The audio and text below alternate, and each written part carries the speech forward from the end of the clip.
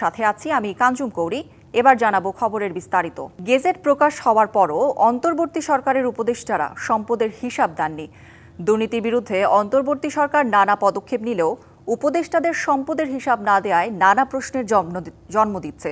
DBC নিউজের সঙ্গে একান্ত সাক্ষাৎকারে এমন কথা বলেন দুর্নীতি দমন সংস্কার কমিশনের প্রধান ও টিআইবির নির্বাহী পরিচালক ডক্টর ইফতেখারুজ্জামান। বলেন ৫ই আগস্টের পর কেউ কেউ নিজেদের অতি ক্ষমতাবান ভাবছেন, যা বৈষম্য বিরোধী চেতনার সঙ্গে সাংঘর্ষিক। গণ অভ্যুত্থানের মুখে অবসান হয় ক্ষমতাচ্যুত আওয়ামী লীগ সরকারের। গঠন হয় ডক্টর মোহাম্মদ ইউনূসের নেতৃত্বে অন্তর্বর্তী সরকার। উদ্যোগ নেওয়া হয় 10টি সংস্কার কমিশন গঠনের, যার একটি দুর্নীতি দমন সংস্কার কমিশন। পালন করিব। এই কমিশনের প্রধান করা হয় ট্রান্সপারেন্সি ইন্টারন্যাশনাল বাংলাদেশের নির্বাহী পরিচালক ডক্টর ইফতেখারুজ্জামানকে, যিনি ঐকমত্য কমিশনেরও অন্যতম সদস্য। ডিবিসি নিউজকে দেয়া একান্ত সাক্ষাৎকারে তিনি বলেন, রাজনৈতিক দলগুলো মোটা দাগে ঐকমত্যে এসেছে, তবে কিছু বিষয়ে আপত্তি আছে। যেগুলোতে নোট অফ ডিসেন্ট আছে সেগুলোর ভাগ্য কি হবে সেটা আমরা জানি না। যেমন দুদকের সাংবিধানিক স্বীকৃতি দিতে হবে। যেই দল নোট অফ ডিসেন্ট দিয়েছে তারা সাংবিধানিক স্বীকৃতি বিরুদ্ধে নোট অফ ডিসেন্ট প্রস্তাবের সম্পর্কে নোট অফ ডিসেন্ট দিচ্ছে, তারা যদি নির্বাচিত ক্ষমতায় যান, যেটি সম্ভাবনা আছে, সেক্ষেত্রে এইটার ভাগ্য কি হবে সেটা কিন্তু পরিষ্কার না। এক বছরে আইনশৃঙ্খলা পরিস্থিতি সন্তোষজনক নয় বলেও মনে করেন তিনি। যে ক্ষেত্রগুলো সবচেয়ে বেশি ঘাটতি অন্তর্বর্তীকালীন সরকার, তার মধ্যে অন্যতম হচ্ছে যে আইনশৃঙ্খলা পরিস্থিতি, এবং তার পিছনে কারণও কিন্তু যথেষ্ট আছে। এটার দায়িত্ব যাদের হাতে, যেই সংস্থা আইনশৃঙ্খলা রক্ষাকারী বাহিনীর পেশাগত যে দেউলিয়াপনা সৃষ্টি হয়েছিল, যে অপরাধের জন্য যারা দোষী, যে কারণে তারা মানবিক মনোবল হারিয়েছে, সেটাকে ফিরে পেয়ে যাবে, এটা কিন্তু আশা করাটা কঠিন। যার ফলে সময় লেগেছে, এখনও লাগছে, এবং প্রত্যাশিত অগ্রগতি সেখানে হচ্ছে না। প্রশ্ন তোলেন, গেজেট থাকার পরও কেন উপদেষ্টারা সম্পদের হিসাব দিচ্ছেন না? প্রধান উপদেষ্টা তারা জাতির প্রতি প্রথম ভাষণে কিন্তু বলেছিলেন যে তিনি এবং তার উপদেষ্টা পরিষদের সদস্যরা সকলে তাদের সম্পদের বিবরণী প্রকাশ করবেন, জমা দিবেন, প্রকাশ করবেন। সেটা পরবর্তীতে গ্যাজেট হিসেবে প্রকাশিত হয়েছিল, অর্থাৎ এটা আইনগত ভিত্তি পেয়ে গেছিল। কোথায় সেটা? চাঁদাবাজি, দখলবাজি বেড়েছে উল্লেখ করে বলেন, কেউ কেউ এখন নিজেদের অতি ক্ষমতাবান ভাবছেন। সারা দেশের মাঠ পর্যায় থেকে দলবাজি, দখলবাজি, চাঁদাবাজি, বিভিন্ন ধরনের পরবর্তীতে মামলাবাজি, গ্রেপ্তার বাণিজ্য, জামিন বাণিজ্য, এগুলো কিন্তু প্রকটভাবে চলেছে এবং বিকশিত হয়েছে। এবং সেখানে কারা জড়িত ছিল? আমাদের মূল ধারার রাজনৈতিক শক্তিগুলো জড়িত ছিল একেবারে 5 আগস্ট থেকে। এই যে অতি ক্ষমতায়িত যে এটা চর্চাটা, সেটারই প্রতিফলন বলে আমি মনে করি। সংকট থাকলেও রাষ্ট্র সংস্কারের সম্ভাবনা এখনও আছে মনে করেন ডক্টর ইফতেখারুজ্জামান। রাষ্ট্র সংস্কারের বিশাল সম্ভাবনা যেটা সৃষ্টি হয়েছিল সেটা এখনো আছে। Aditya Rafat, DBC news, Dhaka. মতামত চেয়ে জুলাই সনদের চূড়ান্ত খসড়া রাজনৈতিক দলগুলোর কাছে পাঠিয়েছে জাতীয় ঐকমত্য কমিশন। আগামী 20 আগস্ট বিকেল 4টার মধ্যে এ সম্পর্কিত মতামত চেয়েছে কমিশন। সনদের বাস্তবায়নযোগ্য সুপারিশগুলো পরবর্তী জাতীয় সংসদ নির্বাচনের আগে সরকার সম্পূর্ণরূপে বাস্তবায়ন করবে বলে প্রস্তাবে বলা হয়েছে। এছাড়া সনদের বৈধতা, প্রয়োজনীয়তা কিংবা জারির কর্তৃত্ব নিয়ে আদালতে তোলা যাবে না প্রশ্ন। শনিবার দেশের সবগুলো রাজনৈতিক দলের কাছে জুলাই সনদের চূড়ান্ত খসড়া পাঠিয়েছে জাতীয় ঐকমত্য কমিশন। চূড়ান্ত খসড়ায় আছে রাজনৈতিক ঐকমত্য হওয়া 84টি বিষয় এবং বাস্তবায়নের 8টি অঙ্গীকারনামা। সনদের পটভূমিতে উল্লেখ করা হয়েছে পিলখানা হত্যাকাণ্ড, শাপলা চত্বর হত্যাকাণ্ড এবং 2018 সালের কোটা আন্দোলনের কথা। চূড়ান্ত খসড়ায় বলা হয়েছে, সনদের কোনো বিধান, প্রস্তাব ও সুপারিশ সাংবিধানিক এবং আইনগতভাবে বলবৎ হিসেবে গণ্য হবে বলে এর বৈধতা, প্রয়োজনীয়তা কিংবা জারির কর্তৃত্ব নিয়ে আদালতে প্রশ্ন তোলা যাবে না। জুলাই সনদের যেসব সুপারিশ অবিলম্বে বাস্তবায়নযোগ্য বলে বিবেচিত, সেগুলো কোনো প্রকার কালক্ষেপণ না করে পরবর্তী জাতীয় সংসদ নির্বাচনের আগে সরকার সম্পূর্ণরূপে বাস্তবায়ন করবে বলেও প্রস্তাব করা হয়েছে। রাজনৈতিক দলগুলোকে আগামী 20 আগস্টের মধ্যে মতামত জানাতে হবে। এরপর চূড়ান্ত সনদ প্রকাশ করবে ঐকমত্য কমিশন। রেদওয়ানুল হক, ডিবিসি নিউজ, ঢাকা। রক্ষণাবেক্ষণের অভাবে ৭০০ কোটি টাকার চট্টগ্রামের আখতারুজ্জামান চৌধুরী ফ্লাইওভার এখন ঝুঁকিতে। কর্তৃপক্ষের অবহেলায় ফ্লাইওভারের নাট বল্টু খুলে নিচ্ছে দুর্বৃত্তরা, চুরি হচ্ছে পানি চলাচলের পাইপ, বাড়ছে দুর্ঘটনার ঝুঁকিও। এছাড়া বেশিরভাগ সময় বন্ধ থাকে সড়ক বাতি, নির্দেশিকাগুলোতেও পড়েছে ধুলোর আস্তরণ। সিডিএ বলছে এটি দেখভাল করার দায়িত্ব সিটি কর্পোরেশনের। আর মেয়র জনবল সংকটের কথা জানিয়ে আইনশৃঙ্খলা বাহিনীকে দায়িত্ব নেওয়ার কথা বললেন। কখনো খুলে নেওয়া হচ্ছে নাটবল্টু, কখনো বা চুরি করা হচ্ছে গতিসীমা নির্দেশিকার লোহার পাতগুলো।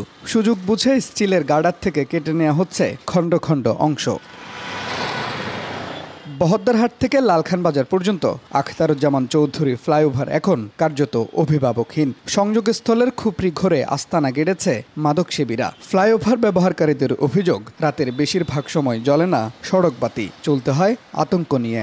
রাতের বেলা যখন চলাচল করি প্রায় সময় লাইট বন্ধ থাকে, ফ্লাইওভারের বিভিন্ন লাইটগুলো বন্ধ থাকে। যেগুলো পাইপ ছিল প্রতিটা পিলারে, এখন পাইপগুলো ওই যে ঠোকাইরা চুরি করে করে ভেঙে ভেঙে নিয়ে গেছে। ফ্লাইওভারের নিচেও একই চিত্র, সেখানে সৌন্দর্যবর্ধনের জন্য লাগানো গাছ চুরি হয়ে গেছে, এমনকি লোহার গ্রিলগুলোও কেটে নিয়ে গেছে একটি চক্র। ফ্লাইওভার বাস্তবায়নকারী সংস্থা সিডিএ বলছে এটি দেখভালের দায়িত্ব নগর কর্তৃপক্ষের। এটা এভাবে খুলে নিচ্ছে দিন দুপুরে, এটা তো চুরি হতে পারে না। এখানে প্রশাসনের অব্যবস্থাপনাটাকে ব্যবস্থাপনার মধ্যে নিয়ে আসতে হবে। এখানে সিসি ক্যামেরা লাগাতে হবে, যাতে মাদক সেবীরা বলেন এদের লোকাল লোকজনই করছে, এদেরকে আইনের আওতায় নিয়ে আসতে হবে। তবে সিটি মেয়র বলছেন সীমিত জনবলে এখানে নিয়মিত তদারকি সম্ভব নয়। কিশোর গ্যাং ও মাদক সেবীরা এসব চুরির সাথে জড়িত দাবি করে তাদের বিরুদ্ধে আইনশৃঙ্খলা বাহিনীকে কঠোর হওয়ার আহ্বান তার। স্টাফ গিয়ে ওখানে বসে থাকে, ওদের স্টুট আপ, কারণ যারা আছে তারা তো সন্ত্রাসী, কাজে সন্ত্রাসীদের জন্য আইনশৃঙ্খলা বাহিনীর লোক ছাড়া এদেরকে ট্যাকেল করাটা আসলে কঠিন। কমপ্লিটলি একটা আইনশৃঙ্খলা বাহিনীর ম্যাটার, কারণ এখানে গুলি ছুটতে হতে পারে, তাদেরকে গ্রেপ্তার করতে হতে পারে, তাদেরকে মারতে হতে পারে। কাজে এই জিনিসটা ইনফ্যাক্ট আইনশৃঙ্খলা বাহিনীর উপর নির্ভর করছে। এভাবে চলতে থাকলে চরম ঝুঁকিতে পড়বে এই ফ্লাইওভার। নজরদারি না বাড়লে গার্ডার ধসসহ বড় দুর্ঘটনার আশঙ্কা নগর পরিকল্পনাবিদদের। চুরির ফলে এই ফ্লাইওভারটা ঝুঁকিপূর্ণ হয়ে যাচ্ছে, কারণ এই নাইটগুলি তো অপ্রয়োজনে দেওয়া হয়নি, প্রয়োজনে দেওয়া হয়েছে। পুলিশ যে নিষ্ক্রিয়তা আছে, নিষ্ক্রিয়তাকে সক্রিয় করে তাদেরকে এই মাদকাসক্ত এলাকা মুক্ত করতে হবে। সম্প্রতি ফ্লাইওভারের ৫ এলাকায় নাটবল্টু ও লোহার খণ্ডিত অংশ চুরির সময় কয়েকজনকে ধরে ফেলেন স্থানীয়রা। পরে ট্রাফিক সহায়তাকারী শিক্ষার্থীদের সহায়তায় তাদের পুলিশের কাছে হস্তান্তর করা হয়। Mujibul Haque, DBC news, Chittagong. সংস্কৃতি উপদেষ্টা মোস্তফা সরওয়ার ফারুকী শঙ্কামুক্ত বলে জানিয়েছেন স্বাস্থ্য অধিদপ্তরের মহাপরিচালক অধ্যাপক মোহাম্মদ আবু জাফর। শনিবার দিবাগত রাতে রাজধানী স্কয়ার হাসপাতালের সংস্কৃতি উপদেষ্টার স্বাস্থ্যের খোঁজে কথা জানান তিনি। বলেন, প্রাথমিক কিছু পরীক্ষা নিরীক্ষার রিপোর্ট ভালো এসেছে। উপদেষ্টা কাজের চাপ ও পানি শূন্যতার কারণে অসুস্থ হয়ে পড়েন বলেও জানান স্বাস্থ্য অধিদপ্তরের ডিজি। কক্সবাজারে একটি কর্মশালায় যোগ দিতে কক্সবাজারে গিয়ে হঠাৎ অসুস্থ হয়ে পড়েন ফারুকী। পরে শনিবার রাত 10টার দিকে কক্সবাজার থেকে এয়ার অ্যাম্বুলেন্সে উপদেষ্টাকে ঢাকায় নিয়ে আসা হয়। কাজের লোডে ছিলেন, দুপুর থেকে খাওয়া দাওয়া ভালো হয়নি, এটা একটা বিষয়। তো কিছুটা সেজন্য পানি শূন্যতা আছে, ওনার স্যালাইন চলছে। অন্য ইনভেস্টিগেশন ওনারা পাঠিয়েছেন, ইসিজি করা হয়েছে, তার হার্টের কোনো সমস্যা নাই। তো আমরা আসলে আশা করছি যে ইনশাল্লাহ উনি খুব দ্রুত আরোগ্য লাভ করবেন। চাঁদপুরের মাছঘাটগুলোতে কিছুটা বেড়েছে ইলিশের সরবরাহ, এতে প্রভাব পড়েছে দামে। আগের তুলনায় সামান্য কমেছে দাম। এদিকে বরিশালে ইলিশের সরবরাহ কম থাকায় দাম আকাশ ছোঁয়া। চাঁদপুরে মাছের আড়তগুলোতে দিনে ইলিশ মিলছে 400 মনের মতো। আগের সপ্তাহে 1 কেজির ইলিশ 3000 টাকায় বিক্রি হলেও এখন বিক্রি হচ্ছে 2300 থেকে 2500 টাকায়। এদিকে অন্যান্য বছর বরিশালে এমন সময় 1000 থেকে 1200 মন ইলিশ এলেও এবার মিলছে মাত্র 100 থেকে 150 মন। 1 কেজি ওজনের ইলিশ বিক্রি হচ্ছে 2250 থেকে 2300 টাকায়, আর 800 গ্রামের ইলিশের জন্য গুনতে হচ্ছে 2000 টাকা। এমন দামে হতাশ ক্রেতারা। ইলিশ না কিনে বাড়ি ফিরতে হচ্ছে খালি হাতে।